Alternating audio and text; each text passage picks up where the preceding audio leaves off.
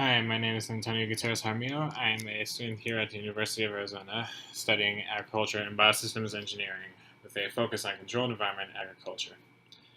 And I'm here to tell you about my internship, which is still ongoing. So last semester, my advisor, Deva Jandal, told me that it was time for me to start thinking about internships. Like many other students, she had sent a lot of suggestions over the years, but most of them weren't particularly interesting to me. I was also limited by the fact that I do not have a license, I can't drive, so I was hoping to find an opportunity here on campus. Finally, during one meeting, she mentioned a project being conducted by Dr. Joel Coelho. After a significant delay on my part, I finally got around to talking to him, and now I am currently involved in his project, Cats in the Green Box. So some of you may be wondering, what is Cats in the Green Box? Well, Cats in the Green Box is a project dedicated to growing crops in a container greenhouse using hydroponics. For those of you who don't know, hydroponics is the practice of growing crops without soil. In this case, we use a growing medium called peat moss. The systems in this project use the nutrient film technique, where the plants are suspended above a shallow stream of water, and the roots grow into the water, and the water provides them the nutrients they need to survive.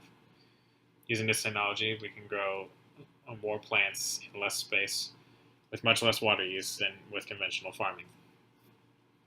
By the way, that's the greenhouse on the right. It's currently parked outside the Chance building if you want to take a look.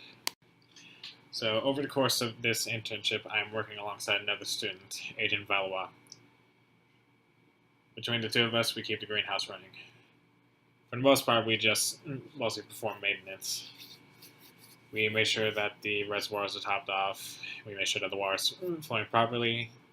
We prepare the seeds for planting into the system, and we harvest them when they're fully grown.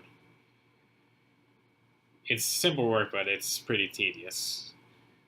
Each of us tries to go to the container at least 2 or 3 times a week. Usually we alternate, but sometimes we both go in when there's a significant amount of work that needs to be done, like if we need to plant a significant number of seedlings. So inside the greenhouse, we have 3 NFT systems. We have one large one shown on the left, and we have 2 smaller side systems shown on the right. For the most part, the larger system has been used to grow basil, and we've had a lot of success with that system. As a matter of fact, only a few weeks before this picture was taken, the system was full of basil. The side systems have mostly been used to grow smaller herbs such as parsley and rainbow chard, and we've had a lot more trouble with those two. I believe this has mostly been due to our use of peat moss as a growing medium. Over time, peat moss tends to deteriorate into particulate that accumulates in the reservoirs. Eventually, they start clogging the pump intakes, even if we do have a filter over them. This halts water flow through the system and deprives the plants of the water and nutrients they need to survive. This has been a pretty big problem, and we've already lost 2 groups of plants to this. We're trying to work on a solution, but it's still a work in progress. Overall, I don't have a whole lot to complain about with this project. I mean, the work is tedious, but it's normally pretty manageable. The one thing I don't like is having to resupply the systems with water. This involves crossing the parking lots and filling buckets under a faucet in the side of one of the buildings. We don't have any form of trolley, so we have to carry the buckets back by hand, and that's pretty labor intensive. Other than that, however, I enjoy working with this project.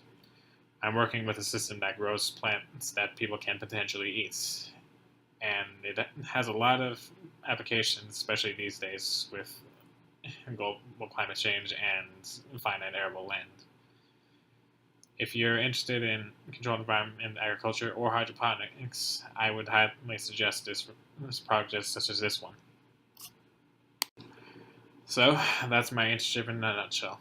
If you have any questions, please leave them in the comments below. Don't forget to subscribe, and thank you for your time.